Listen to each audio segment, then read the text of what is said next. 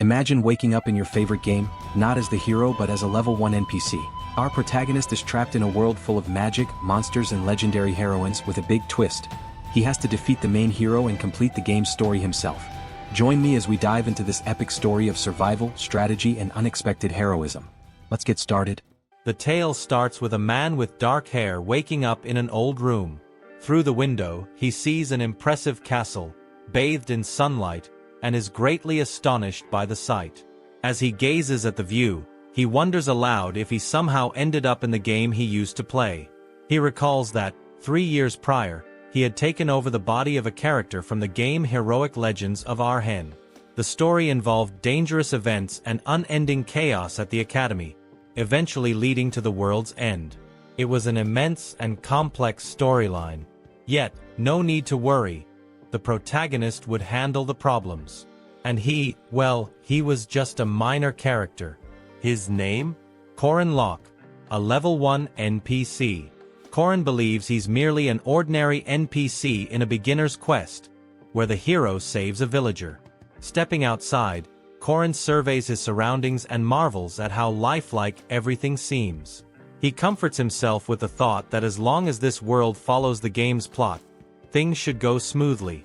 Walking through the city streets, Corin muses about meeting Park C, the hero who's destined for fame and fortune. He looks around, trying to recall the hero's spawn point. Noticing a young man on a bench mumbling about wanting sweet potatoes or a soda, Corin is intrigued. The man stands up, covering his face with one hand, declaring that he'll live his life to the fullest. Corin instinctively grabs his arm, surprising the young man. With a smile, Corin says he'll do the same, realizing that Park C, who, like him, is also trapped in this game. Corin remembers his own experiences in the game, pondering how the only real difference between him and Park C, who lies in the privileges granted to main characters and the game's status windows. As Park C, who examines his system interface, he wonders what to do next. Corin, who's never fully completed the game, believes he can help fill the gaps. He embraces Park C, who, reminding him that to become a magician, he must improve his intelligence, and also not forget to acquire a skill book, an essential item. Confidently, Corin reassures Park C, that he's an expert on the game, having mastered every aspect of Heroic Legends of Harem. Having Corin as an ally would be a huge advantage. Suddenly, a large dog prepares to attack Corin from behind, its barking startling him. But Park C, who is already aware of the danger and casts a spell, forming a magic circle with his staff to defeat the beast. Turning with a smile, he asks if Corin is alright. Later on, the two battle against more vicious dogs. Corin is confident that his knowledge of the game combined with Park C, whose stats and system abilities make them a perfect duo. He believes they can save many lives, prevent the world's destruction, and even return to the real world. At one point, Park C, who pulls out a potion, much to Corin's surprise, who asks where he found such a high-grade item for this level. Park C, who drinks it, looking thoughtful. As Corin reflects, he's mildly disappointed that their party consists only of men. In the action fantasy game, there had been many heroines and romantic elements. However, Park C, who avoided interacting with the women, only adding them to the team when necessary, which left their group filled with sweaty men. Corin realizes he should have seen the signs earlier, when the granddaughter of the Sword Emperor died before the Academy's entrance ceremony, when Maria, the first boss, vanished without a trace, when mysterious murders began. The story had diverged from the original plot, and most telling of all was Park C, whose odd reaction to these changes. Corin regrets not being more suspicious. Sometime later, Corin is shocked and wonders aloud what's going on. He thinks about Maria Dunnerf, one of the game's heroes, whom he and Park C, who had never met due to her disappearance. But now he finds himself staring at a hidden fragment, the wand of Marius Dunnerf, and questions why it's here. Turning to Park C, who, Corin reveals he had been secretly following him at night, never expecting to find such a place underground. It resembles an inventory. Corin is stunned when he spots another hidden fragment, an odachi, and asks why it's there. The sword had disappeared along with another heroine, Arisha. And that's not all. Corin also sees Jaeger's mace, Lark's spellbook, and other rare items. He realizes these are the belongings of the heroes who vanished as the game unfolded. He stares in utter shock at the girl trapped inside the flask, her hands and feet bound by chains. As he examines her face, he wonders, is this Maria Dunnerf? Just then, Park C, who arrives, standing behind him and saying something to catch his attention. The sudden interruption startles him. Corin turns to face him, covering half his face with one hand, and demands, "What are you doing here?" He then questions Park C, who about the situation, recalling that he had mentioned going after Maria but had lost track of her. Park C, who, understanding what Corin meant, explains that she is still a demon, and asks, isn't the blood of an ancient vampire valuable? He adds that he has found a more effective use for it, and that he tasted the blood too. Corin is utterly shocked by this revelation. His mind flashes back to the potion Park C, who drank earlier, and the realization makes him feel nauseous and repulsed. Park C, who, noticing his reaction, asks, "What's wrong with you?" He boasts about how hard he worked to capture Maria, spending an entire month in the forest setting traps. Corin, now furious, demands to know why he did all of this. Park C, who, unfazed, calmly replies that it was for the sake of advancing the story more efficiently. He accuses Corin of slowing things down with his constant rescuing of people, causing only losses. He criticizes Corin for sparing figures like Jaeger and Lark, and for insisting on helping those who can't even be manipulated without raising friendship levels. Using them this way is far more effective, he says, insisting that Corin should listen because he's better at the game. Corin realizes that Park C, who had been lying to him from the beginning. He wasn't a newcomer at all. Collapsing to the ground, Corin asks how many people he has killed. Park C, who pauses and replies that he doesn't even know, but after a quick calculation, notes that if he kills 3 more, the total will reach 100,000. Horrified, Corin concludes that Park C, who is no longer human. Grabbing him by the clothes, Corin shouts that he is nothing but a cursed monster. Park C, who, unfazed, responds that they were just ordinary NPCs, and Corin had killed them too. Corin admits this but insists he only killed villains who couldn't be saved, those who longed for the world's destruction. Corin, now furious, confronts Park C, who, accusing him of being obsessed with efficiency. He points out inconsistencies in his logic. Why would Odachi be taken? Why would a magician deal with a hidden fragment meant for knights? He questions why Park C, who didn't just use a regular elixir or follow the system's more straightforward methods instead of resorting to this inefficient process of creating a farm. Before Park C, who can respond, Corin loudly interrupts, accusing him of using this as an excuse to indulge his sociopathic tendencies. Surprised by the outburst, Park C, whose eyes begin to glow menacingly, with a swift movement, he grabs Corin by the hair, violently shoving his head against the flask containing Maria. Corin slumps down, blood trickling from his forehead and leaving streaks on the glass. Park C, who, visibly angered, scolds Corin, saying that after everything he had done for him, Corin had no right to speak to him that way. "That's all you think about," he yells, grabbing him by the clothes again, demanding that Corin should be everything to him, his entire world. He accuses Corin of meddling where he doesn't belong and says that all he does is gaze at girls. Park C, who, now furious, declares that he won't hold back anymore. Corin stares at him in confusion, trying to make sense of his words. He begins crawling away, insisting that he isn't the kind of character Park C, who imagines him to be. After spending 199 chapters together, he's shocked at how abruptly things have changed. Park C, who, standing over him, releases his energy, proclaiming that he's eliminated everything standing in his way, all for their future. Corin, terrified, realizes that this explains why their team had only men. Park Si, who coldly replies that he only keeps the men around for appearances, so he doesn't have to think about them. "The only person I truly love is you," he says. Horrified, Corin punches him in the face and immediately starts running. As he flees, magical threads begin to chase him, wrapping around his leg. The threads multiply, ensnaring his entire body, and he screams in agony as they constrict him, forcing him to his knees. In desperation, Corin begs Park Si, who to stop. Standing over him with a cruel smile, Park Si, who tells him there's no escape. He's going to lock him up there forever. As Park Si, who creates energy circuits around them, he tells Corin that in this fake world, only he is real.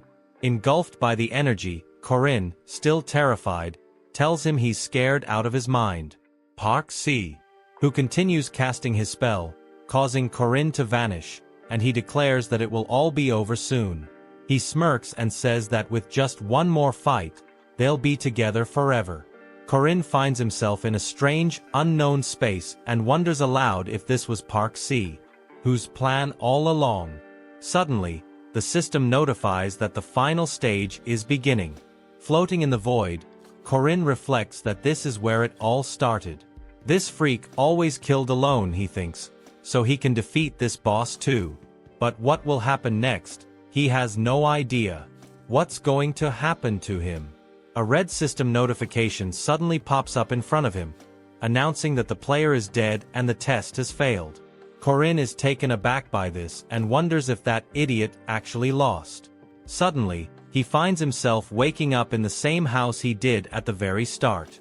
Jumping to his feet, he's still in disbelief over what just transpired. He looks out the window toward the castle and realizes that he has been sent back 3 years, back to the day he first found himself in this game. Filled with rage, Corin clenches his fists tightly and begins to tremble. Tears well up as he vows to kill him. One of his eyes changes color as the thought of eliminating the player consumes him. Some time passes. The system alerts him that the Roshan River incident is beginning. Corin recalls how, during the mission to subdue the water monsters, a dam collapsed, sweeping away an entire village with it.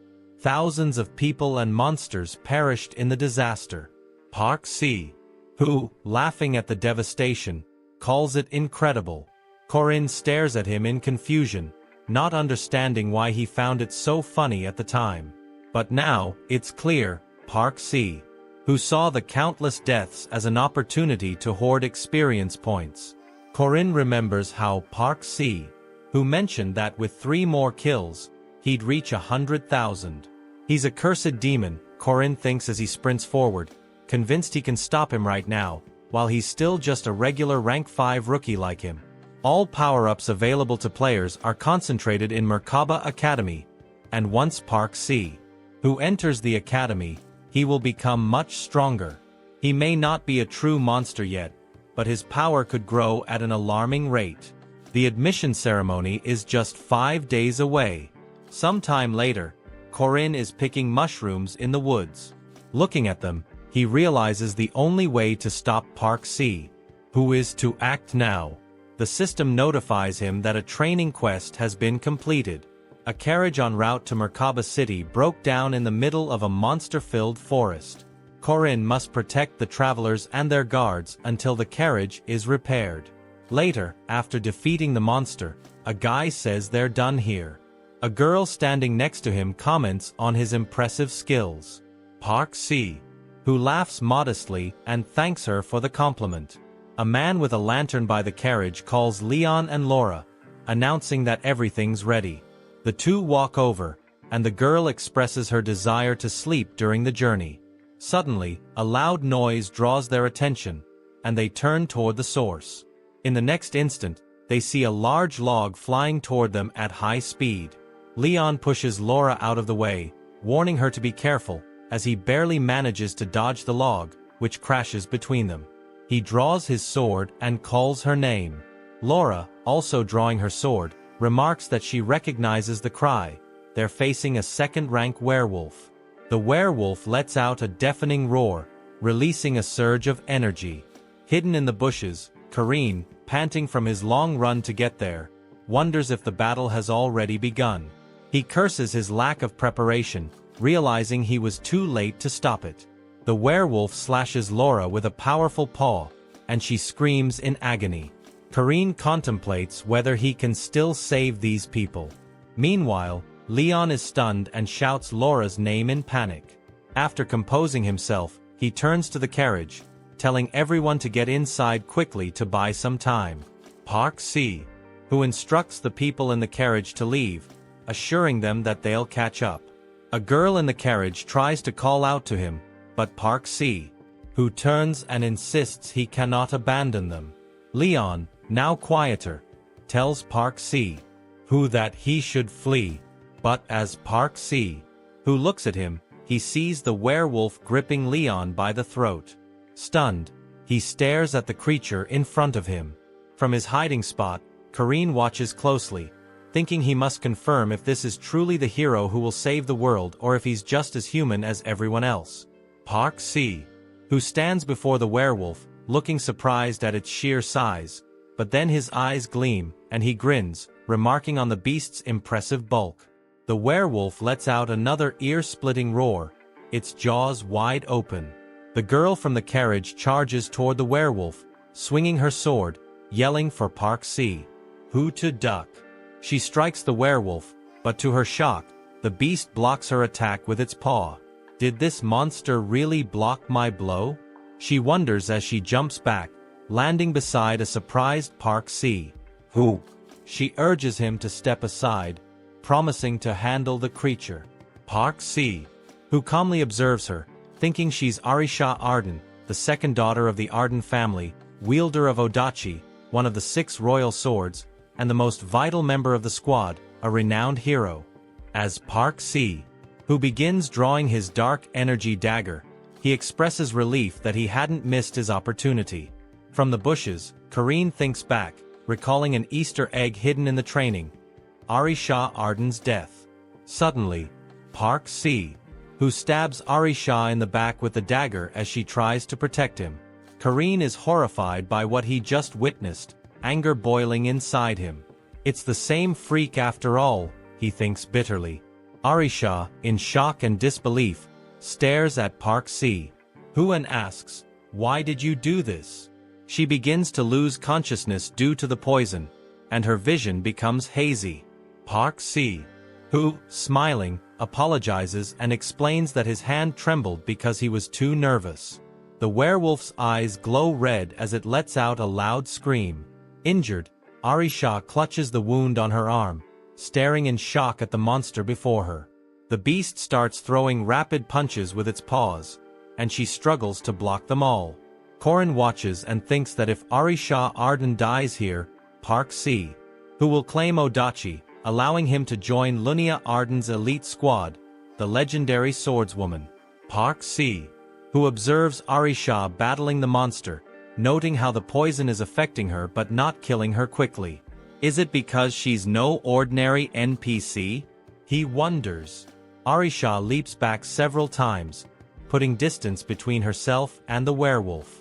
Gripping her sword tightly in its scabbard, she locks eyes with the creature, despite her exhaustion, and tells herself to stay calm. She closes her eyes to focus on the battle.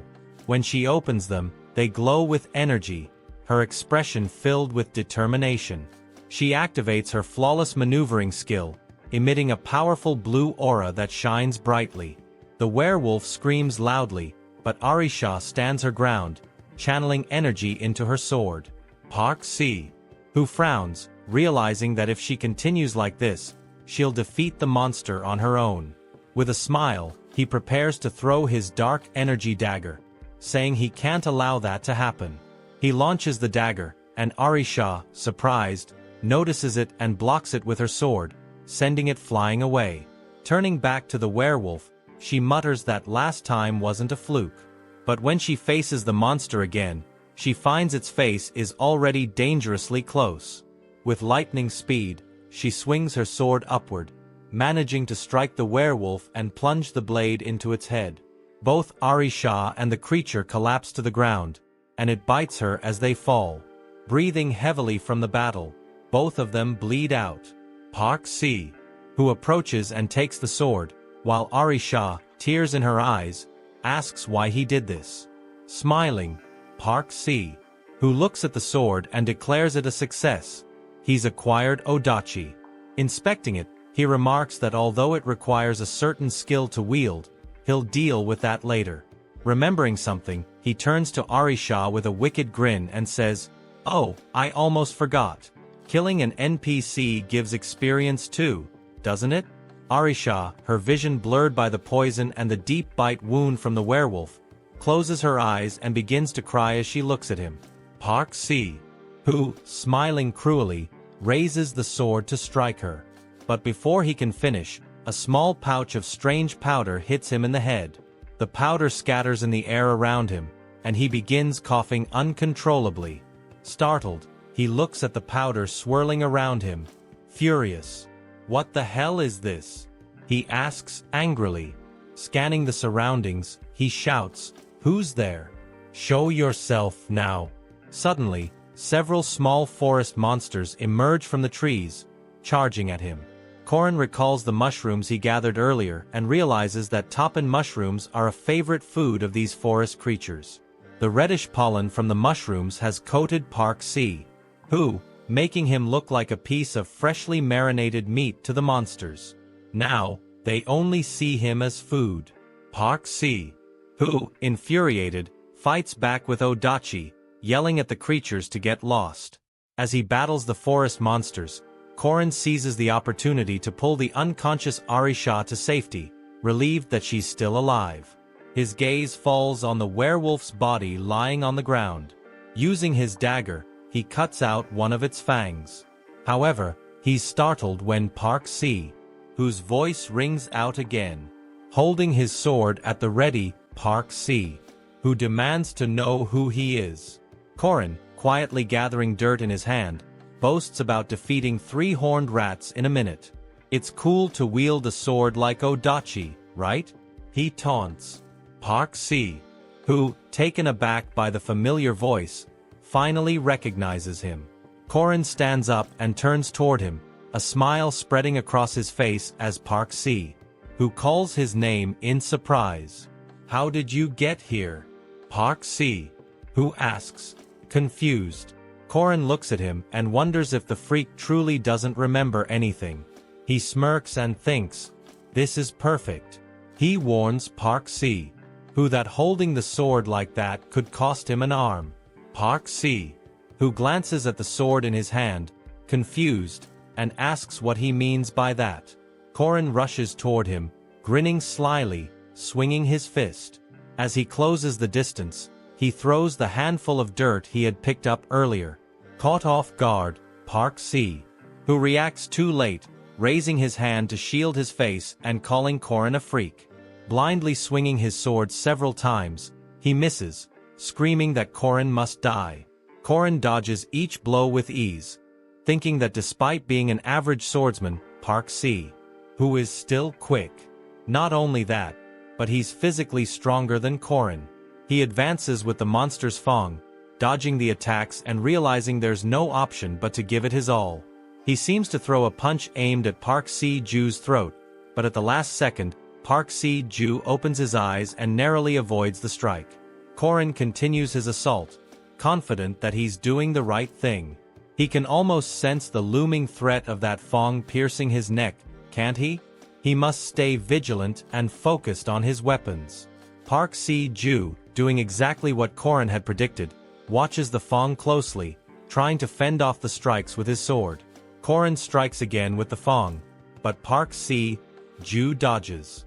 Corin thinks he needs to maintain this pace until Park Si-ju can focus on nothing but the fang. Corin charges at him, swinging his other arm as he thrusts the fang. Park Si-ju, startled by the hidden attack, is overwhelmed with fear. Corin knows that once the fang draws all of his opponent's attention, the surprise will be even greater. Just as he's about to drive the dagger into Park Si-ju, Corin smiles. He knocks Park Si-ju Ju to the ground and drives the dagger into his shoulder. Blood flows from the wound, and Park Ju screams in agony. His attention shifts to the injury, tears welling up as he looks on in horror. Corin raises his other hand, still holding the Fong, ready to deliver another strike. He moves with lightning speed, and Park Ju watches in terror. Park Ju seems to stop the blow by placing his hand under the Fong, but his hand trembles under the immense pressure. Corin places both hands on the Fong, pushing it down with even more force, while Park Ju cries out, staring in disbelief. Using all his strength, Corin finally pierces Park Ju's throat through his arm with the Fong. He muses that perhaps Park Ju should feel grateful for their shared past. As Park Ju begins to fade, trembling, Corin acknowledges that he's grown stronger because of him, yet he feels no regret. Afterward, Corin pulls the Fong from Park Ju's body and steps back.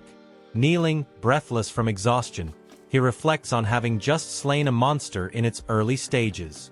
Suddenly, the system notifies him of an error. The player is dead. The system calculates the main plot completion percentage, analyzing the player's potential, worldview, compatibility, and files. The previous player's experience is transferred to Corin. Minimum stats and initial save settings are also transferred in case the script fails. A new player has begun their journey. An ALA class knight, successor to a martial artist, and an extra player. Corin looks at the AI system window, wondering if he's now an extra player. Does this mean he finally has a stats window? He turns around, noticing something nearby that catches his eye. Arisha lies on the ground next to him, her breathing labored from severe injuries and poison coursing through her body. Corin picks her up and asks if she's okay. She sobs, saying she's not okay and can't see anything. He points out that at least she can still speak. Leaning in closer, he asks if she feels dizzy and whether she's lost her sense of smell. Does she still hear a ringing in her ears? Arisha closes her eyes and asks how he knew all that. Corin suspects, based on her slurred speech, that she's suffering from peacock frog poison. He notices the Fong lodged in her stomach and recalls how difficult it is to create this poison without using various combinations during training. If Park Ju's combination skill had been a little higher, she would have died instantly. While it's a relief, the Fong remains in her body, meaning she's still in danger. Corin removes her belt, thinking of how to stop the bleeding and administer an antidote. He tightens the belt around her injured shoulder, causing her to scream in pain. Corin reassures her, saying she'll be all right. The bleeding stops perfectly, and the poison will be neutralized. Looking around, he realizes she might bite her tongue, so he needs to place something in her mouth to prevent it. He glances at Park Ju's severed hand on the ground and, with a grim expression, considers his options. He puts the hand in Arisha's mouth, telling her to bite down hard. Then, he removes his shirt, warning her that it's going to hurt, so she must brace herself and endure it. Corin grabs hold of the Fong embedded in her stomach, reflecting that he doesn't fully understand why he traveled back in time. But now, a player has died by his hand. Pressing his shirt against her back, he pulls the Fong from her stomach in a swift motion, causing Arisha's eyes to widen in pain. Corin sits beside her as she tries to scream but cannot due to the overwhelming agony. Shortly after, she passes out. He wraps her stomach wound with his shirt, thinking that he's saved her. For now, it's enough. Later, Corin starts a fire and prepares something in a pot. Hearing Arisha stir, he tells her that he's making an antidote, and she should wait a little longer. There's no need to worry. People don't die so easily. Lying there with her eyes closed, Arisha calls out to her savior, stammering as she asks for his name. Corin places a cloth over her eyes, replying that she doesn't need to know. Confused, she asks what he means by that. Corin looks at her, instructing her to stop thinking and just rest. He promises to wake her when the antidote is ready. From now on, he decides, as few people as possible should know about his actions. Drawing a circle in the dirt with a stick, he thinks to himself, Now, it's my turn to clarify the situation. As the name implies, Arhan Heroic Legends is a tale about a hero. If the player resolves all the incidents and accidents at the academy, they become the hero and the world's savior. The player must confront countless villains and eventually face the final boss. The only reason that the peculiar Park Si-ju followed this storyline is because of the final boss, who must be defeated, or else the world will perish. But now the player is dead. So, who will take their place? The system notifies that Corin is now an AOA class knight, the successor of a martial artist, and an additional player. Corin believes he's destined to be the hero. Looking at something with displeasure, he reflects that this situation feels like a nightmare. They could have at least properly transferred the player's duties to him. The system displays several notifications in Windows stating that he has no access to the system, the stats window, the inventory, or the combinations window. Corin glances at the messages and comments that, though he's become an extra player, he can't enjoy any of the player's privileges. He was thrilled to see the system, but in the end, nothing really changed. Knowing the future alone makes it extremely challenging to replace the player effectively. He will have to rely on something other than the system. He reminds himself that after training hard for 3 years, he's no longer just an ordinary NPC. Drawing a magic circle on the ground with his finger, a strong flame erupts from the spot. He remains seated, watching the flame rise before it gradually fades. Corin smiles, thinking to himself that it works. He was desperately fighting for survival. In his previous life, though inclined toward magic, he focused solely on one discipline, runes. These are ancient symbols imbued with magical power. Duty, restriction, and oath, also known as the 3 commandment runes, are among the most powerful laws of this world, granting superhuman strength but also leading to destruction. He decides to engrave all 3 runes on his body. Biting his finger to draw blood, he starts inscribing the runes onto his other hand with his own blood. The blood forms runes that burn on his skin, but he endures the pain, deciding the first rune will represent duty. By voluntarily making an oath, the caster gains additional power from this commandment. He could promise something simple like not eating chicken, but that would be too easy. The increase in stats would be minimal. Therefore, he must make a more demanding vow, one he can follow through with. He vows never to ignore the suffering of good people. The system notifies him that he has made this vow, and his stats will increase with each completed quest. However, failure will incur a 10-fold penalty. Corin bites his other finger, deciding that the second rune will represent restriction. As he inscribes this rune, he experiences immense pain. The system notifies him that the restriction is in place. He cannot perceive spirits. Corin knows that everyone in this world has spiritual perception, and there are incorporeal beings like ghosts and elementals. These entities can only interact with those who are aware of them, meaning they can't harm those who are unconscious or lack spiritual perception. The system warns that failure to follow this restriction will increase enemy damage by 600%. The restriction is now activated, setting damage from spiritual entities to 0%, while damage to material targets increases by 50%. With his spiritual perception now at 0, Corin feels fully protected from these creatures. The last rune is Oath. This commandment carries significant risk as it uses the weight of promises as a source of power. This is why neither he nor Park Si-ju used it in their previous lives. However, even Park Si-ju, who utilized everything the system had to offer, ultimately lost. So, Corin sees no reason to hesitate. He declares that he will take the heaviest vow, to save the world. He believes this is the vow of a warrior with grand ambitions. The commandments are complete. The system confirms that the duty has been sworn, and the commandments are applied to the additional player. Failure to comply will result in certain death. Sometime later, Arisha opens her eyes after a long sleep. To her surprise, she finds herself in a bed somewhere expensive. She tries to sit up but feels pain from the many injuries she recently sustained. A nurse standing nearby is startled to see her awake and asks how she's feeling. Arisha turns to her and asks where she is. The nurse replies that she's in the emergency hospital in the city of Merkaba. Arisha asks about the person who brought her there. Apologetically, the nurse explains that he just left. Surprised, Arisha asks if he left recently. The nurse, embarrassed, says that Arisha shouldn't move yet. But Arisha insists she's fine and asks where her belongings are. She notices a bag on top of a locker and asks if it belongs to her rescuer. She looks at the belt he used to wrap her shoulder, seeing the dried blood still on it. She turns away and calls for the nurse. The nurse, alarmed, asks what she needs. Arisha asks if there's a place nearby where she can buy honey-filled candies. The nurse, confused by the request, replies that she shouldn't be moving at all right now.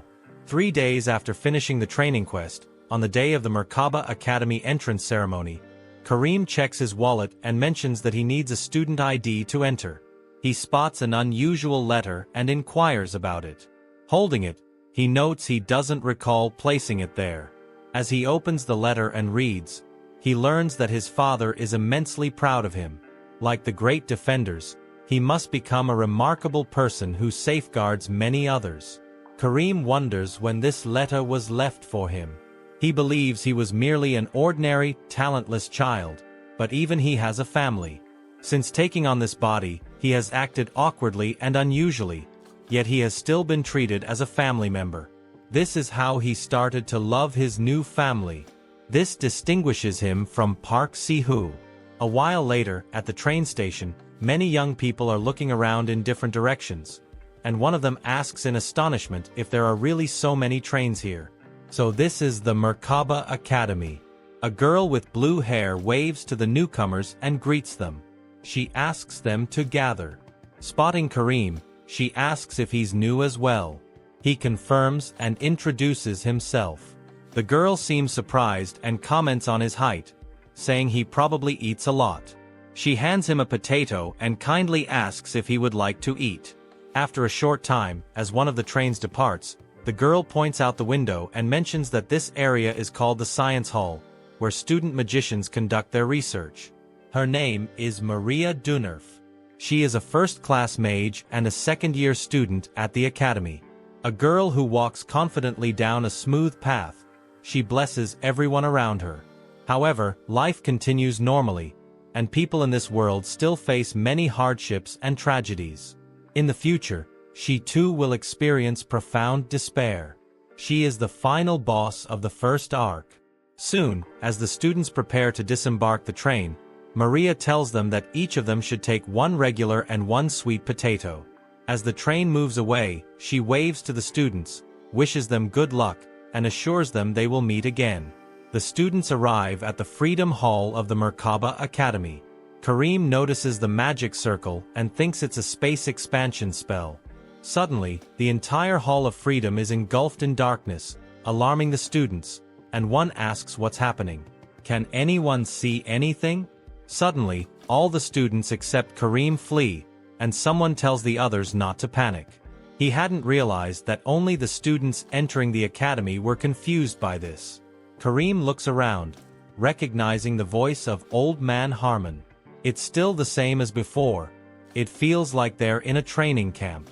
The history of humanity in this world revolves around an ongoing battle against demons. The most effective weapons against these demons are superhumans who wield aura and mana. Merkaba Academy trains such individuals. A man approaches, yawning as he greets everyone present. He introduces himself as Professor Permac Damon, the faculty head responsible for this year's freshman welcome ceremony. Karim smiles, thinking he hasn't seen him in quite some time.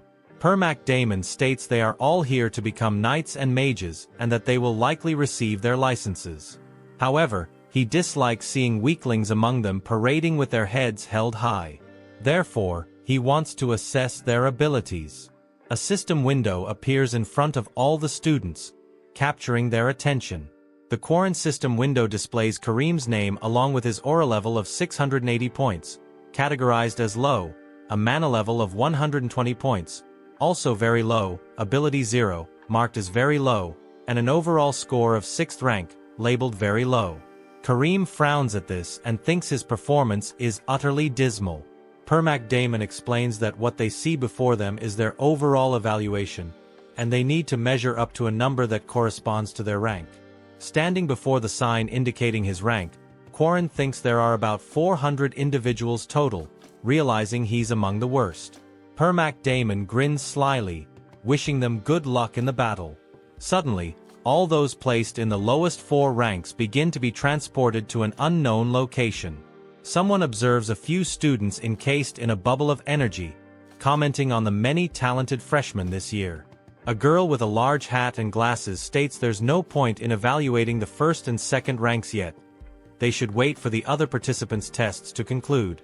In the 2nd rank are the Sword Emperor's granddaughter, Arisha Arden, the Druid of Avalorn, Yule, a sword-wielding mercenary named Doran Varsky, a golem-making wizard, Kranal Laden, and the sole 1st-rank student, a heavenly yaksha named H. Warren. The girl with glasses remarks that she never expected such a freshman to enroll. A man nearby questions the purpose of assessing the 6th rank when even the 5th rank seems subpar. They could simply eliminate the mediocrities among the 6th rank. The girl, clearly upset, retorts that the chairman desires all students to pursue the path of learning. Does he have any objections? The man feels very embarrassed by her response. He snaps his fingers and announces that they can begin. In an unfamiliar space, a large cabinet with a drawn sword lands in front of Kareem. He notices it and remarks that he has received a case with a gun. Someone states that monsters will emerge in 30 seconds, and they should do their best to handle this situation. Kareem glances around, thinking that during this test, participants are sent to avoid and compelled to battle monsters. He observes that the creatures show no signs of friendliness, as is usually the case. He opens the weapon case while someone counts down the time until the monsters appear. Kareem speculates that most 5th and 6th rank students will grab the first weapon they encounter, likely a sword, which he also chose in his previous life. Several dog-like monsters start to materialize in the area. The system announces that a shorthound is a level 5 monster. Kareem picks up his weapon and mentions that while swords are impressive, the Norse say it takes 100 days to master a spear, 1,000 days for a blade, and 10,000 days for a sword. He swings his weapon, thinking that's why he chose the spear. He throws spears at the charging monsters with tremendous force. One spear strikes the head of a monster, causing it to vanish, which surprises the others. Kareem raises his hand and apologizes to the remaining monsters. The last 2 hounds rush toward him but are taken aback when they notice something unusual. He throws another spear, which returns to him, and hits one of the startled monsters. Kareem defeats the last 2 and claims that he has dispatched monsters like them many times before. He smiles as he watches the vanishing creatures. Does he need to fight the hounds again? The man continues walking through the space, observing how the students have fared in the test, scoffing that they're all hopeless idiots. Meanwhile, he doesn't notice Corin swiftly dispatching several monsters that have appeared. Then he notices one of the students and asks if perhaps someone has actually completed the test. Amazed, he notes that it only took 7 minutes and 20 seconds. Turning around, he comments that it looks like the 3rd-ranked student might complete it in just 2 or 3 minutes. He then wonders what his other students are doing. He spots Corin sitting on the ground, yawning, and is puzzled. He asks aloud what is wrong with this idiot and wonders why he's just sitting there. Could there be a malfunction with the monster summoning system? Another instructor approaches him, asking if something broke. The man insists this can't be, as Josephine's magic has never failed in 20 years. He points to Corin, saying the student who should have already been knocked out is just sitting there. Clearly, something is wrong with the summoning spell. The other instructor, confused, asks if he saw that nothing appeared. The man says no, but wonders if that's necessary, prompting the other instructor to note that he didn't actually see what happened. Corin notices 3 more hounds and, annoyed, wonders why the same monsters keep appearing. He hurls 3 spears at once, taking down the monsters with a single throw. The system records that he completed the task in 7 seconds, shocking 2 instructors observing. One of them asks in surprise, "What was that?" He turns and tells his colleague to look at this. Permac Damon approaches and asks what's going on.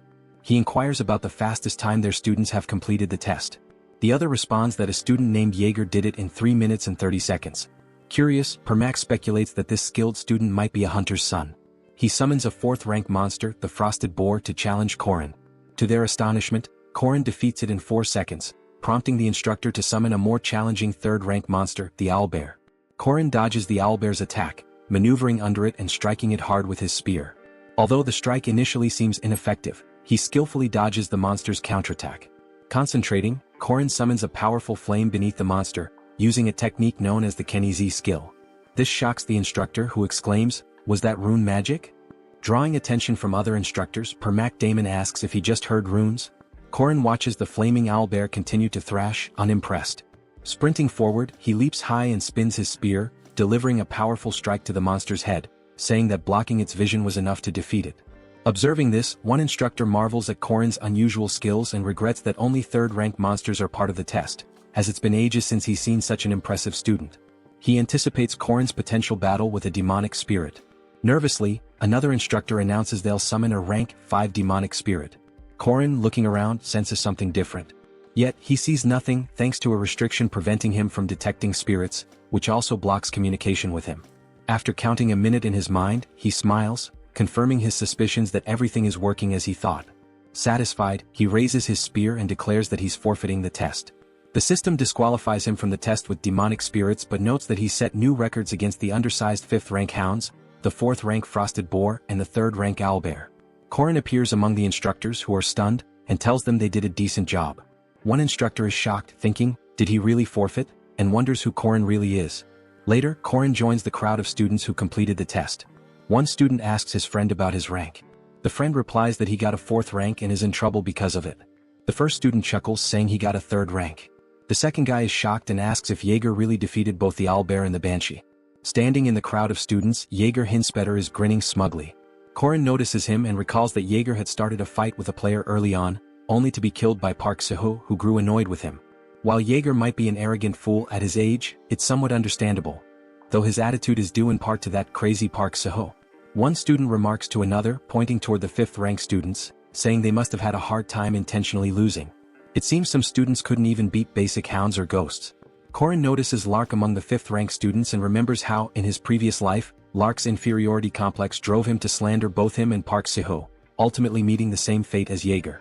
At that moment, a man steps up to a microphone, clears his throat and wishes everyone a good morning. Introducing himself as Aryu Kasser, the academy chairman, he encourages the students, saying they joined the academy to grow stronger. Some have already achieved that, while others still have a long road ahead. Though he can't promise they'll achieve all their dreams here, he hopes they'll find their path and take the right first step, as the second step will be up to them alone. He gives a warm smile, wishes them a good day and steps away. The students disperse and Jaeger, walking through the corridor, loudly announces that he's now a 3rd-ranked knight. He approaches Lark, who's sitting against a wall reading, and calls his name loudly. Lark looks up in alarm, asking what Jaeger wants. Jaeger inquires about Lark's rank, and when Lark hesitantly admits he's rank 5, Jaeger mocks him, asking if he couldn't even defeat a ghost or a shorthound. Corin approaches with a friendly smile, placing an arm around them, and Jaeger turns to ask who he is. Corin points to Jaeger's tattoo, admiring it and noting it must have been made by a skilled artist. He says it even includes his blood type, likely to ensure a quick transfusion in case of injury, a thoughtful preparation. Pleased, Jaeger reveals that his mom did the tattoo. Originally, she worked in frameworks, but she created this piece at his request. Corin praises the tattoo and inquires if Jaeger has any others. Corin recalls from his past life that when Jaeger disappeared, his mother came to the academy and explained that these tattoos weren't for show but were done out of concern for her son. With pride, Jaeger shows the tattoos on his arm, which include the symbol of Merkaba Academy. Corin, feigning admiration, introduces himself and asks for their names. Jaeger happily introduces himself as Jaeger Hinspeter, while a flustered Lark also gives his name. As they continue chatting, Arisha watches from a distance, impressed that Corin naturally helped someone who was being picked on. Smiling, she thinks he seems like a good person, and Corin muses that he's left a positive impression on Lark. He grins mischievously, thinking he's just secured access to a free skill book. Arisha notices his grin and thinks it's charming, wondering what kind of person he really is. Corin reflects on Merkaba Academy's facilities, noting that they're mostly free, with cheap cafeteria food and optional dorm fees. However, the training hall is particularly recommended by students. Corin trains there, motivated by its unique opportunities, like practicing with spirits he can't see. Nearby, some students notice him sparring with a spiritual entity, a type of training usually reserved for the second semester. One student speculates that Corin must have come because of rumors about sophomores struggling with even basic wind-type spirits. Suddenly, a spirit strikes Corin on the forehead, and he, breathing heavily after the encounter, wonders if this training is still too advanced for him. An instructor approaches, noting that Corin is a freshman. Corin greets him, and the instructor curiously asks why he's taking on this rigorous training. Corin replies that he wants to improve his spear skills. The instructor, intrigued, asks if Corin is confident he can handle it. Corin, glancing away nonchalantly, affirms that he can, though he wonders why the instructor is so interested. Could there be a lingering issue from his entrance test? The instructor narrows his eyes, deep in thought as he studies Corin. He smiles widely, hands Corin something and says he's in a great mood, giving him 10 food stamps. As he walks away, he tells Corin to come find him if he wants praise for his efforts.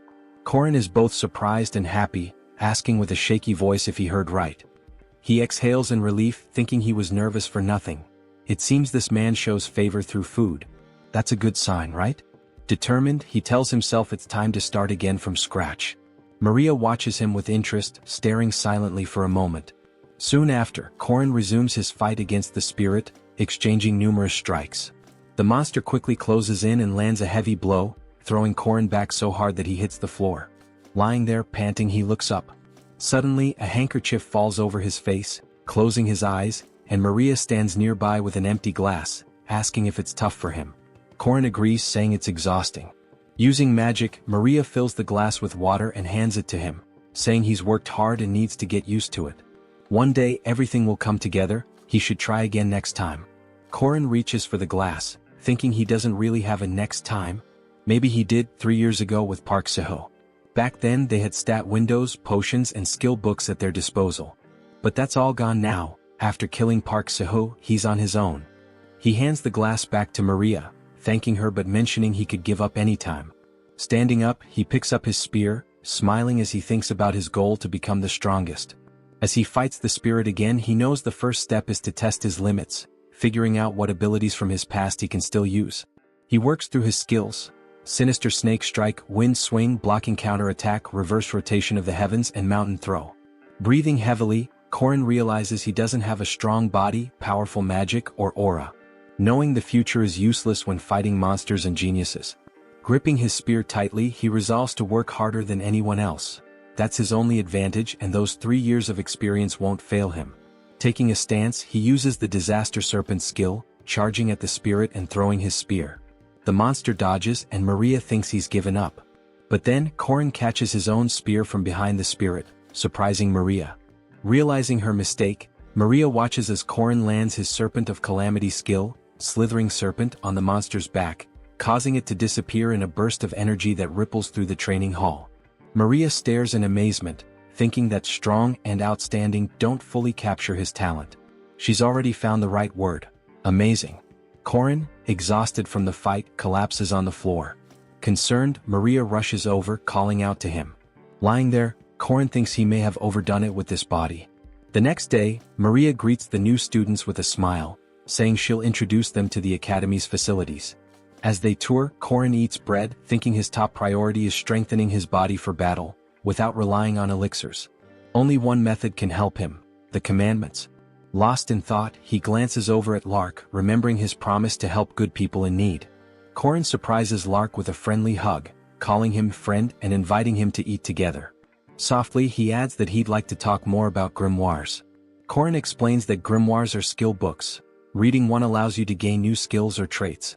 The Merkaba Academy Library, known for its vastness, also serves as a repository for grimoires, hidden under the guise of ordinary books.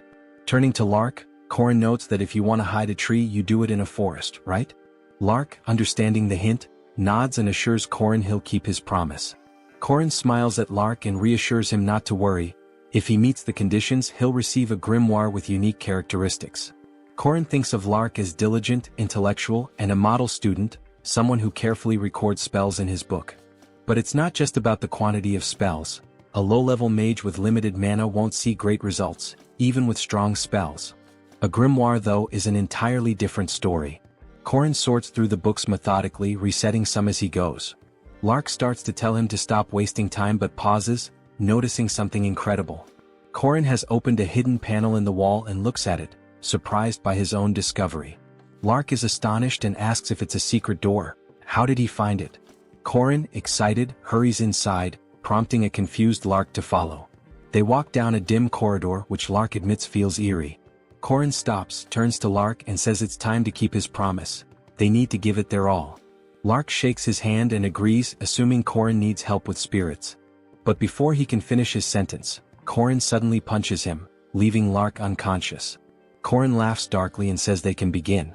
Kneeling beside Lark, he reflects that he came here first to help, but he also has a special quest to complete. If he can capture a spirit here, he'll obtain a hidden fragment. But there's a slight complication. Behind him stands a large figure, Savansha Duke, a powerful demonic spirit. Corin assesses the situation, realizing this quest may be impossible. He wonders aloud how he'll manage to capture such a unique spirit. Savansha Duke creates multiple magical orbs, controlling them with his hand. Rising to face the attack, Corin thinks back on Duke's history as a warlord who ruled the South 800 years ago. Most challengers would likely be defeated at the quest's outset, but Corin's dodges make him an exception. Savansha Duke launches several energy streams at him, but Corin's not affected. The system reveals that spirits don't perceive him. Savansha Duke, confused by his missed attacks, hears Corin call his name, which catches him off guard. Corin apologizes, saying he can't see him but asks if Duke could possess Lark's body. As he says this, he picks up the unconscious Lark. In this world, certain factors can transform people into creatures like demons, vampires, or werewolves. Duke himself once awakened as a vampire and lost control, killing his servant. Fearing for his family's safety, he eventually sealed himself within a grimoire to prevent harming them. When Duke enters Lark's body, it emits an intense energy, and he charges angrily toward Corin, who calmly deduces that Duke's vampire instincts have awakened. Corin grins, revealing that he brought Lark for a different reason. When a spirit possesses someone, they can unlock their physical potential, and Lark, a model student, has untapped strength. As Duke launches a powerful punch, Corin dodges and plants his foot on him, admitting he feels a bit sorry for Lark but that it's necessary to complete the quest. Killing Lark now would yield high-ranking items like a vampire cloak and armor, which proved crucial in future events. Corin grins, aware he's not like Park Seho, who would take this path without hesitation. Corin begins to tell Duke about his family, his wife Luina Duke and his daughter Cicely Duke, and shares stories about their lives after he sealed himself away. He recounts how Luina passed away and how Cicely became a great adventurer. Corin is driven by a strong connection to family, unlike Park Seho, who never cared about relationships in this world. Moved, Savansha Duke looks at Corin, tears in his eyes as Corin reflects on wanting to give this troubled soul a dignified end. Duke wipes his tears, apologizes for his attacks, and thanks Corin for sharing his family's story. Corin smiles, assuring him there's no harm done. Duke has one last request, and they speak at length before he finally departs. The system notifies Corin that he's received a legendary item, the soul dust of the unique demonic spirit, Savansha Duke, the Grimoire. This is the book in which Savansha Duke's soul was sealed. It holds spells and abilities the reader can acquire. Corin gains a new skill, Regenerating Stalwart Warrior, which lets his body restore itself, embodying a fighter who has never lost his spirit. Corin is confused about receiving this skill, thinking it must have come from that strange Park Seho, who never even realized its power because he never got injured. Lark sits up, clutching his head in pain. Corin asks if he's awake and advises him to stay calm. He was under the spirit's control the whole time. Lark jokes about his jaw hurting and Corin, embarrassed, says he has no idea why that might be. He hands Lark the grimoire, saying it's best if he just takes it quietly. Lark, stunned, confirms that it's really a grimoire and asks if Corin is sure he can have it. Corin recalls that part of his reason for choosing Lark was to see a hardworking person rewarded. The system notifies him that the quest, Debt to Savansha Duke, difficulty B, has been completed, rewarding him with 80 points, split evenly with no further details. Surprised, Corin calculates that it would normally take leveling up 16 times to earn 80 stat points.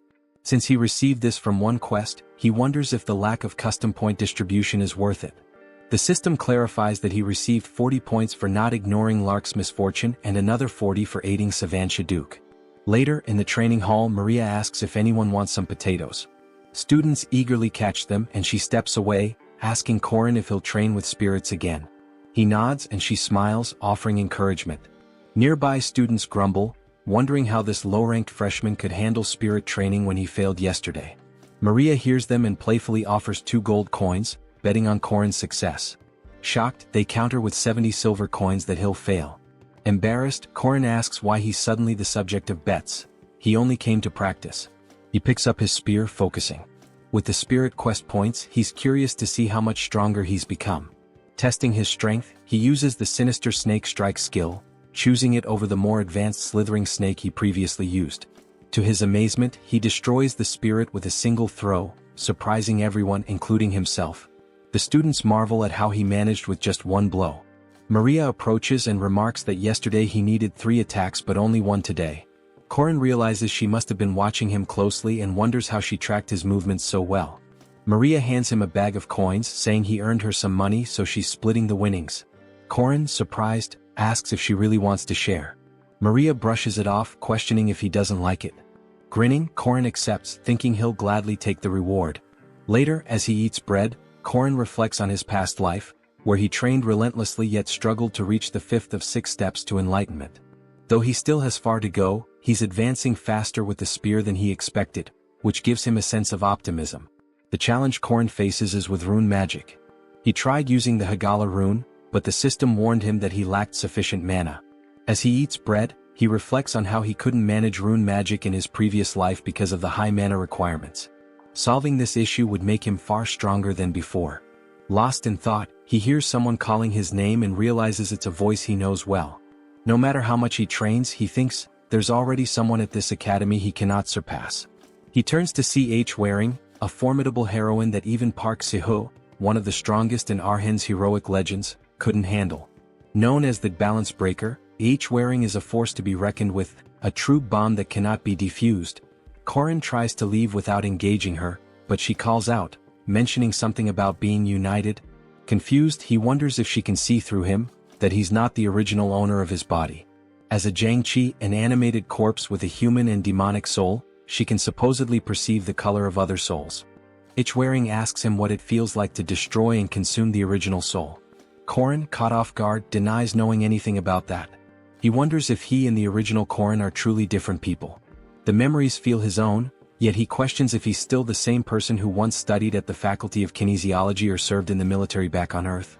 H. Waring, however, sees him as just a thief who stole this body. He replies with a joke about a man named Bruce who turns into a green giant when angry, trying to lighten the tension. Corin explains that both souls now live together and birth itself is not a sin. H. Waring is quiet for a moment before replying that some people's births are indeed seen as a sin. Corin, understanding the hardship she has faced since childhood, leaves saying they'll meet again. She doesn't respond, remaining seated under the tree. The next day, Corin heads to the southern part of the academy well before dawn. His goal is to check the task board, a place with quests that can help students level up before the next main mission. However, he's not interested in leveling up right now, he just wanted to see what was there.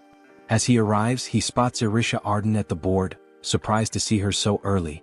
Remembering Park Se-ho's dealings with her in his past life, he realizes he doesn't know much about her. He greets her and she immediately bows. Corin asks if she's taking a task already, noting that, being ranked second, she doesn't seem desperate for results. Irisha explains she needs money, which surprises Corin. Doesn't the academy provide funds for top students? She tearfully explains that her parents are wealthy, so she receives no financial support, similar to the scholarship system in Korea. Her family believes she should learn self-sufficiency, so no matter how much she asks, they won't help her financially. Realizing her difficult situation, Corin suggests she look at the patrol task on the board, a reliable option for quick money. Relieved, Irisha asks if he would join her on the patrol, but Corin declines, saying he has other plans for his weekend. He chooses a different task for himself, locating a 2-year-old cat named Butterfly. The description for the task Corin took mentions that the cat is cute but disobedient, with a reward of 5,000. Later, after accepting the assignment from a woman and her daughter, Corin sets out to find the cat. Though this task offers little experience and money, his real goal is to fulfill a commandment. By saving the cat from water monsters, he hopes to spare the girl the grief of losing her pet. He eventually finds the cat, Butterfly, and returns it to the girl, who is so overwhelmed with joy she begins to cry. The system confirms he has completed the task, noting that he didn't ignore Anna Macmillan's hardship. The quest, rated E in difficulty, rewards him with 5 equally distributed points. Corin is thrilled to see the commandment is working, realizing he can gain benefits even from simple tasks. However, Anna, feeling uneasy, runs off with her cat, telling her mother he's a bit strange. Later, as he's running through the city thinking about points, Corin notices 3 men about to assault someone. Still focused on the points he's accumulated, he rushes around rooftops, lost in thought. Suddenly, he recalls something more important, something he even wrote down to remember. In a nearby restaurant, an elderly chef is angrily complaining that his sauce isn't turning out right, despite using over 10 ingredients. Frustrated, he bangs the table, lamenting that his sauce lacks the right flavor to make his dish irresistible, even when it cools. Hearing the commotion, Corin offers a suggestion, adding corn syrup. With a mischievous grin, he leaves, bidding the old man farewell. Though skeptical, the chef decides to try it, and to his surprise, the sauce tastes incredible. He exclaims that this is exactly what he needed, unknowingly fulfilling a small commandment. The system alerts Corin that he's met Yen Kyojo's need, earning another 5 points. Delighted, Corin wonders if even such simple desires can activate commandments. Meanwhile, as he stands proudly in the street, Waring watches from a nearby rooftop, her face expressionless. She quietly observes, thinking he's strange. Just then, Josephine appears through a portal, scolding Waring for leaving without permission. Waring remains silent, staring off into the distance. She recalls Corin's earlier words about birth not being a sin, contrasting it with someone else's belief that she shouldn't have been born. She gazes over the sunlit city for a while. Later, at the Academy's hunting grounds, Josephine gathers the students and explains their task: to demonstrate survival skills by reaching a cabin in the forest's northern area, where they'll earn points based on time. Each student wears an armband representing their rank, which they can reclaim at the cabin. Corin scans the crowd, noting Waring's absence, which he suspects is due to the Academy's efforts to maintain balance. Irisha approaches him and thanks him for suggesting a task that helped her earn money. Corin is glad he could help and offers her a honey bomb candy he bought for his little sister, which he can't eat himself. Irisha, delighted by the rare treat, eagerly accepts. Josephine, meanwhile, casts an enormous magic circle above the students, unleashing streams of dark energy and impressing everyone. Corin watches in awe, recognizing the Great Witch's unique spatial magic ability. The test begins and Corin finds himself somewhere in the forest. Suddenly, he hears someone yelling nearby and is surprised to see students already fighting each other. He thinks to himself that even skilled students need multiple tries to complete the test in the hunting grounds. This is the so-called Battle Royale, where each player starts in a random spot and can collect points by taking others' armbands. Corin runs past a group of competitors, thinking they can enjoy their fight without him. He smirks, knowing the biggest threat is Arisha with her second-rank blue armband. Using his energy flow to track her, he realizes that without Waran around, taking Arisha down will make the rest of the competitors easy targets. Unbeknownst to her, he'd marked the candy he gave her with a tracking rune. Meanwhile, Josephine decides to head into the forest, telling the chairman that extra caution never hurts. She's surprised to notice someone missing, but Aryu Kasser confirms he didn't send anyone, suggesting that something might have changed in that person's heart. Elsewhere, Waran chases Corin through the forest, expressionless. In another part of the woods, a tired Arisha fends off several students and asks why they're ganging up on her, insisting it's unfair.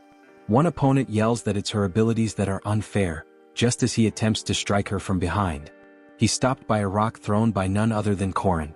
Arisha is surprised and touched, seeing this as confirmation that he's a good person. But Corin only smirks and says he's after her armband. Arisha, heartbroken, says she believed in his kindness after he shared candy with her. Corin, knowing she's a second-rank knight with limited abilities, commands her to give him the armband. He observes that while she's not as skilled as her brilliant sister, she's still capable. After all, she had easily bested multiple 3rd and 4th-rank students just moments before. Arisha deflects one of his powerful blows and realizes his strength, noticing that his attacks are both relentless and strategic. Seeing slight gaps in his assault, she quickly lunges, only for Corin to block with his spear. He chides her for relying too much on talent at the expense of practice. As they continue to clash, Corin executes fundamental techniques: Ran for dodging, On for pressing down, and Zhao for direct hits. His movements form the simplest yet most effective counterstrike, with a mastery of spear technique that shocks Arisha. After a powerful strike, Arisha is thrown several meters back, her sword knocked from her grip. She realizes that without her aura to shield her, she'd have been seriously hurt. Puzzled by his skill, she questions if Corin is really just a 5th-rank knight. Corin takes her armband with a smile, confident in his victory. Suddenly, a loud noise interrupts him as someone calls out, declaring it unfair. Startled, Corin turns to see another student wielding a massive 2-handed sword, which he barely blocks with his spear. He notes the blade is made of a dense, iron-like material. The newcomer, Doran Varskai, retrieves his weapon and challenges Corin, demanding he drop the armband and leave. Corin scowls as he looks at his new opponent, thinking this was exactly the last person he wanted to run into. Seeing the bodies of defeated students and monsters behind him, he notices that even after so many fights, the guy before him looks untouched. The contrast between him and Eresh is stark. Realizing the situation, Corin mutters to himself that he has no choice but to run. Retreating into the forest, he figures fighting now would be a poor decision. Doran stares after him, somewhat surprised, then dashes off in pursuit, wielding several swords at once. As he chases, Corin grumbles about the persistence of this idiot and wonders why he's being followed so stubbornly. Running alongside him, Eurytia comments that she has no interest in dying and has no idea where the exit is. Soon they arrive at a hut where Kranal Ladin, with a large golem beside him, blocks the entrance and smugly tells Corin he'll need to hand over his armband to get past. Frustrated, Corin realizes he's trapped between Kranal at the front and Doran at the back. Sighing, he thinks there's no way to avoid a fight with these two. Eurytia is taken aback, wondering if he's really going to take both on at once. Corin steels himself, muttering that if he can't avoid the fight, he might as well dive in. Later, inside the hut, the professor at the desk hears a knock. Corin walks in with 3 blue armbands, announcing his name and asking for his prize. The professor is astonished by the 3 armbands, remarking on Corin's skill. Laughing, Corin humbly says he was simply lucky. Moments before, Eurytia had watched Corin's incredible display as he defeated Kranal and Doran. She recalls how he pierced the magic sword's core before it could fully power up, then drove it into the ground, making it unreachable by telekinesis. His agility allowed him to dodge what he couldn't block, directing attacks toward the golems instead. Moving swiftly behind Doran, he used him as a shield against the golems, ultimately neutralizing them by striking their power crystals. Within seconds, Corin had dismantled his opponents, showing mastery in spear skills, battlefield experience and psychological tactics, skills that reminded Eurytia of her sister. She recalls Corin's comment about the limitations of relying only on talent, and inspired, decides to push herself further. Doran, meanwhile, stares at his sword, frustrated at being outmaneuvered before he could unleash his full strength. Kranal lies silently, nursing an injured arm as Corin approaches and critiques his use of golems, suggesting he find a friend as backup. When Kranal sadly replies that he has no friends, Corin is confused but leaves, wishing him luck. Kranal begins to cry, considering himself an outcast. For all 3 students, this day becomes unforgettable. With 3 armbands in his possession, Corin hums contentedly and notes that there's only one strong contender left. Yule, a druid protected by the forest. However, other threats loom in the hunting grounds, like the great mage Maria Dunnerf of Merkaba Academy. Just then, Maria lowers a massive sphere of water to the ground with a loud thud, having joined the exercise as one of the monsters for the students to practice against. Yule, caught off guard by such a formidable opponent, seems destined to lose. As Maria descends to the ground, she kindly introduces herself to Yule, who, still reeling, responds shyly. Maria begins to say something but pauses, noticing Waran standing behind her. Turning to her, she asks if she's looking for someone. All the opponents she defeated looked alike, but Waran simply ran past her without acknowledging her. Her path was abruptly blocked by a massive ice crystal conjured up by magic, courtesy of Maria, who smiled and apologized. She reminded Waran that according to the trial rules she was currently the monster, so ignoring her wasn't an option. Annoyed, Waran activated her aura and faced Maria head-on. Meanwhile, inside the hut, the professor announced Corin's score of 117 points, remarking that it had been a long time since anyone achieved such a result. Corin eagerly asked if he could choose his prize. He was offered a selection: a frosted boar's fang dagger, a protective leather cloak and shark bear bile. Though he recognized the shark bear bile's value, he instead opted for a mandrake seed. The professor, surprised by this choice, praised it and then asked what he wanted with his remaining 17 points. After a moment's thought, Corin chose plant nutrient cards and earplugs, totaling 16 points, and asked for these items. Outside the hut, Corin happily noted how well his choices had panned out. This was the first time he'd managed so perfectly. He hadn't even seen some of the others pass the test before. Jaeger then came down the trail with a pleased expression, announcing his second-place finish and 19 extra points, while Lark reported his own 15 points. Corin congratulated them both, and Jaeger suggested they hit the gym later. Corin, however, urged him to help locate the golem's core instead. Crannel, overhearing, was surprised, and Corin added that they should help him in his search. Though Crannel initially turned away, Corin reminded him it was a time to say thank you. He reflected on his past life, noting that golem tanks were invaluable in battles with semi-large monsters. The trial then drew to a close. Crannel Leden, a second-rank mage, restored the golem's core. Arisha Arden, a second-rank knight, was injured, and Doran Varskai, another second-rank knight, had lost his combat abilities. Meanwhile, Corin found the second-rank druid Yule lying on the ground and wondered if she was dead. Helping her up, he pondered where the professors were. Was mere survival their only concern? He heard loud noises nearby and saw animals fleeing. Yule weakly warned him about Maria, urging him to run, but Corin, curious, questioned her distress. He noted that Maria, with her powerful magical talents, was set to succeed Professor Jose Fai. On the hunting grounds, Maria directed the trial's difficulty like a game to help her juniors improve.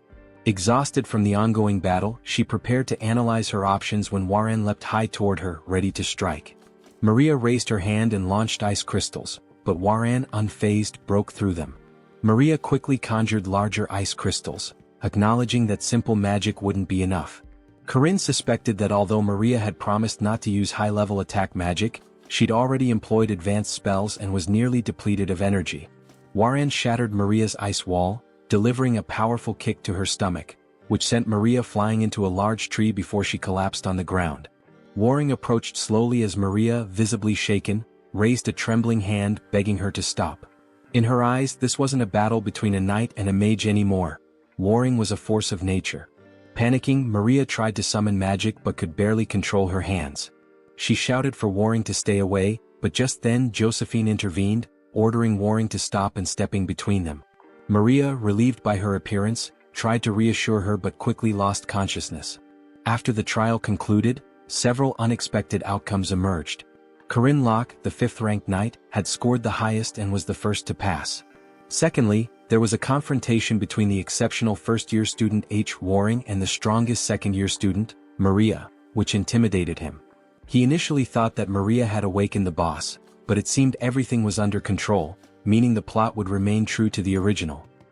He would contemplate this later since he still had about 3 weeks before Mary's final awakening. For now, he had other matters to attend to. He arrived at the edge of the hunting ground forest to meet someone and realized he needed more eye drops.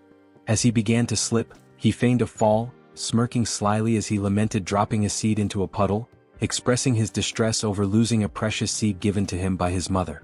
Suddenly, someone appeared, asking why he was crying so loudly. Corin smiled to himself, recognizing this individual as a hidden element with power that could only be wielded once in the heroic legends of Arhen, the god of the golden axe. The tale of a woodcutter who drops his iron axe into a lake and is asked by the god if he owns a gold or silver axe is well known. Since the original story featured unique weapons, tossing low-level items into the lake seemed pointless. However, a seasoned player had attempted the challenge with random items, with some participants even discarding very rare items. The developers seemed to have left this quirky reference, hinting at the absurdity of someone throwing a mandrake seed, which was worth 100 points, into the lake. The god then asked if the golden seed belonged to him. Corin declined. When the god inquired about the silver seed, he refused again. The god then held out an ordinary seed, laughing as he asked if this one was his. Corin, feigning despair, agreed that it was indeed his, realizing he was the madman who had thrown the seed into the lake. The god noted that despite seeing the gold and silver, Corin had not been tempted by them and valued his honesty, awarding him all 3 seeds as a result. The god submerged into the water, bidding farewell. Corin thanked him, expressing his hope that the god would take care of himself. He chuckled slyly, delighted that items could be cloned. He believed that while a normal seed would significantly enhance his monopole, the gold and silver seeds had unique effects. A mandrake would sprout from the golden seed, radiating a golden light, while a mandrake from the silver seed would shine with silver light. Corin realized this was his chance to acquire those hidden fragments. In his previous life, Park Seech had consumed the golden seed, while he had eaten the silver one, but now all of them were his. Regarding the awakening of Marius as a unique rank vampire and the boss of the first arc, it stemmed from a mission involving John Doe from Misty City. He was uncertain about how the demonic factor in Marius' body would awaken, but time was still on his side. The reason he had showcased his prowess in front of the notable second-ranked characters was that no one would ally with a weak knight, and innate talent and strength were the first things that would attract such individuals. They would recover in a week, and that was when he would propose forming a team. The boss of the first arc of the heroic legends, a unique rank vampire named Maria Dunnerf, was just 3 weeks from awakening. A girl sitting beside the bed awakened and noticed Maria sitting up. She stood next to her, asking if she was okay and how her neck felt. This first-year girl had to hold back as she was limited to low-level magic. Corin thought that if he could prepare adequately, build trust, and gather enough participants, he could easily save this girl from a grim fate. Until then, he would assist Arisha with her training, recruit Doran Varskai, the Sword Master, persuade Yule, the Avalorn Druid, to join and get closer to Cranel Laden. Corin clapped his fist into his palm, convinced he had devised the perfect plan. All he needed to do was prepare well, and everything would become easier, until something unexpected occurred. Maria opened her eyes, revealing a change in color. The girl was astonished by what she saw. Maria lunged at her, ready to bite, and declared that she was thirsty.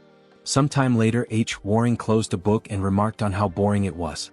Josephine sat nearby, suggesting she shouldn't have been sent there and that if Waring wanted to learn, she would provide lessons herself.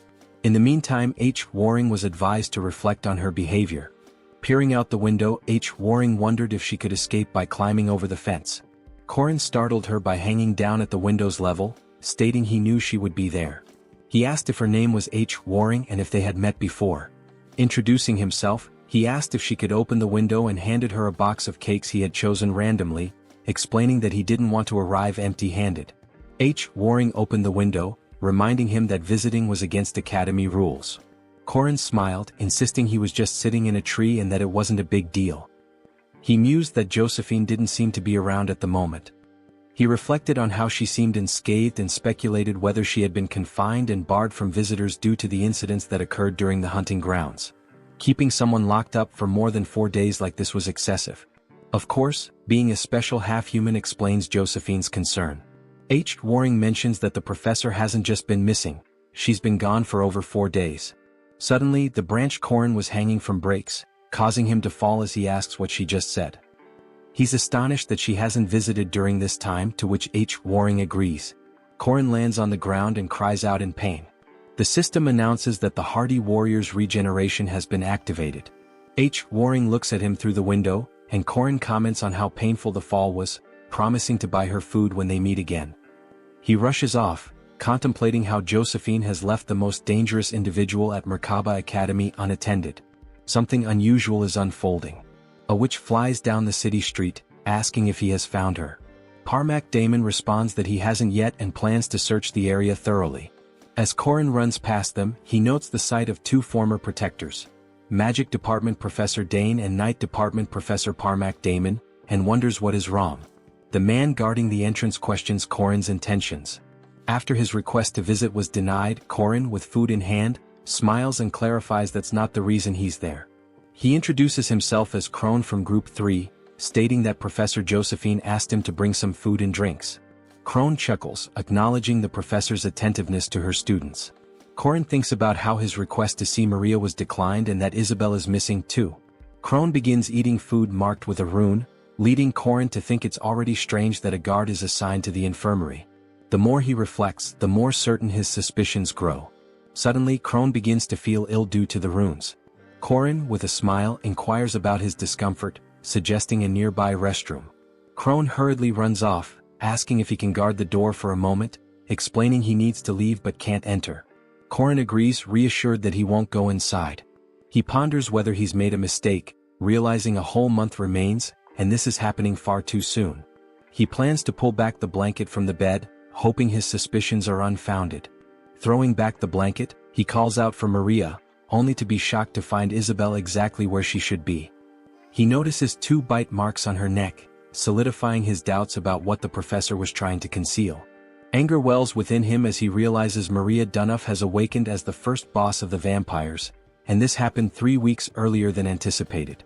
To defeat the first arc's boss, one must overcome 3 phases. The first phase involves handling a wave of monsters, which is relatively straightforward. The second phase requires utilizing magic circles for protection, after which it's essential to inflict damage. The third phase pits them against a powerful enemy rampaging in the Blood Realm. Upon completing the third phase, a final challenge is triggered, featuring a critical mechanic. Even without a player, gathering all the named characters together wouldn't be overly difficult for reaching the third phase, but Arisha Arden is injured because of him. Doran Varsky has lost his combat power due to him as well, and Kranil Liden has restored the golem's core, again linked to him. All named characters are incapacitated because of his actions. Corin clutches his head, realizing he's in deep trouble now. In the original timeline, after one encounter in Misty City, Maria attacked her roommate in a fit of rage. In his previous life, they had waited under the dorm where Maria and Isabel stayed, hoping to sort things out quickly. Park Seach had deliberately let Maria go then, but now everything was in disarray because of him. Arisha's bones must be shattered, and the core of the Kranil golem likely destroyed, rendering it nearly useless. Although he considered Waring, he couldn't predict how her involvement would change the situation. Later, in the corner of the training hall, Corin suggests it's akin to an employment commission for a mercenary. The challenge is extreme, requiring someone to be found and brought back alive. Doran questions his sanity, explaining that mercenaries typically avoid battles they can't win and that he's also broken his sword, leaving him with only 2. Corin, not fully listening, offers Doran 20 gold pieces. He presents the Soul Dust card, stating if Doran doesn't trust it, he can take it as collateral. This item contains 100% pure composition with no impurities. Before he can finish, Doran's eyes light up as he declares Corin a worthy employer. The system notifies that Doran has joined his group. Later, in the library, Corin takes out a book, revealing magical inscriptions that emit a faint glow. Yule, surprised, asks how he discovered this, thinking all the records had been lost in the forest fire. Corin explains he read about it in a book once, adding that she's using Ugam and came to find it. He closes the book, promising to teach her everything if she helps him. Yule takes this seriously and asks what she needs to do in return. The system announces that she has joined his group. After a short while in the dining room, Corin sits across from Jaeger and Lark, stating that he is now searching for a team. He warns them that it's a tough job with low pay and significant danger, especially since they could die facing a particularly strong demon. However, if they succeed, they'll earn honor and glory. Both of them seem lost in thought, intently focused on him. He wonders if this is too much for them. They both smile and respond that it sounds romantic, and they're in. Corin feels delighted that they are so caught up in the romantic notion. Soon after, he heads out with his team, thinking that he has met the minimum requirements to survive the first phase. This is the best he can do for now. He recalls Park C's words about how she had cried and hidden in the forest afterward, making it quite challenging to find her. Who would have thought such a powerful person would dig a tunnel and hide in the woods for an entire month? Corin reflects that Maria had been hiding in the woods. There's only one forest within the Merkaba Academy. Sometime later, while in the hunting grounds, someone questions if she is really there, referring to Senior Maria. Doran asks Corin, though he understands their goal, how they will locate her. Corin responds that it may take a couple of years to find her, but they only need to ask, so he won't worry. Yule takes this seriously, asking how much he knows. She strikes her staff and channels her energy, creating a bright glow. Using her magic, she calls upon the spirits to guide them to Maria. Lark and Jaeger watch in astonishment as numerous spirits appear. Doran notices this and thinks that judging by their reactions, countless spirits are responding to Yule's call. Of course, he can't see anything and asks what they've found. Did they locate Maria? All the members of Corin's group are taken aback by what they see, and Yule, confused, agrees with their observations. Corin, embarrassed, asks why they're all staring. Where is Maria? Someone is about to warn him about something behind, but he spots a monster attack and immediately strikes back with his spear. Corin swiftly turns and delivers a quick thrust, defeating the monster, then questions why it happened so suddenly. Doran is surprised and loudly alerts Corin that monsters are approaching from the front. Jaeger and Lark, confused, wonder if Senior Maria has turned into a monster. Corin, equally bewildered, insists that it's not true. Lark pulls out his grimoire and begins casting a spell. Jaeger laughs, grinning widely, and asks if a rabbit dares to attack a hunter. This is perfect for a warm-up. Corin rushes over, telling Jaeger not to charge ahead since he is surrounded by monsters and needs to take 3 steps back. They can't rush in, they need to gradually reduce their numbers with Lark covering the rear. He races toward the crowd and instructs Yule to stick with him, adding that Doran doesn't need any explanations. She just shouldn't stray too far. As Doran fights off the monsters, he glances at Corin and realizes he's remarkably composed even amidst the sudden attack. He effectively gives commands and distributes support. This guy is not only strong but also an experienced leader and strategist, guiding the group adeptly. It's hard to believe he's only a 5th-ranked knight. It seems like a significant oversight to award such a rank. Jaeger turns around, expressing that he thought Maria was there. So what's the outcome? It's an endless wave of monsters. Yule concentrates on the battle, saying the spirits guided her to do this. Lark asks if Senior Maria is controlling them, noting that such monsters never move in groups like this and appear more ferocious than usual. Corin denies it, asserting she isn't a puppet master who can command these monsters. Even if she could, she wouldn't manage them so poorly. Doran asks then what is going on. Why are they under attack? Corin speculates there might be another factor at play.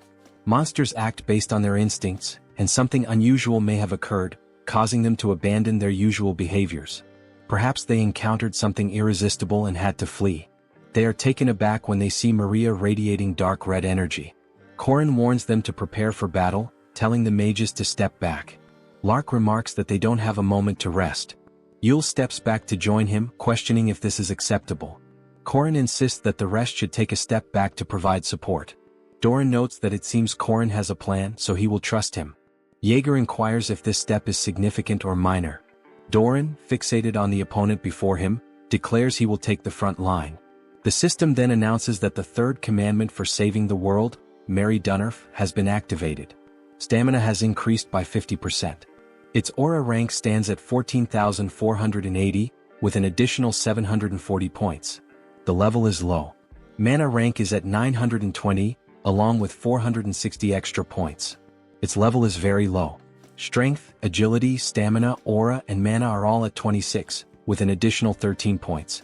Corin clutches her spear and thinks about the fate of Marius, the impact it will have on this world. It must be that the power-ups he received are not based on a one-time event of the first arc, but the impact it will have on the world in the future. The system notifies that the commandment he will save the world, he must take the first step towards saving the world and stop Maria Dunnerf. Corin smiles as she looks at her opponent and says they should do it. The system notifies him that he must take the first step towards saving the world and stop Maria Dunnerf. A contradiction is found with the first commandment, which states that he undertakes not to ignore the misfortunes of good people. The script is updated, it should save her. If you enjoyed this video, don't forget to give it a thumbs up, it really helps. And for more content like this, make sure to subscribe and hit the notification bell so you don't miss any updates. Let me know in the comments if you'd like to see another part. I'd love to hear your thoughts. See you next time. Bye-bye.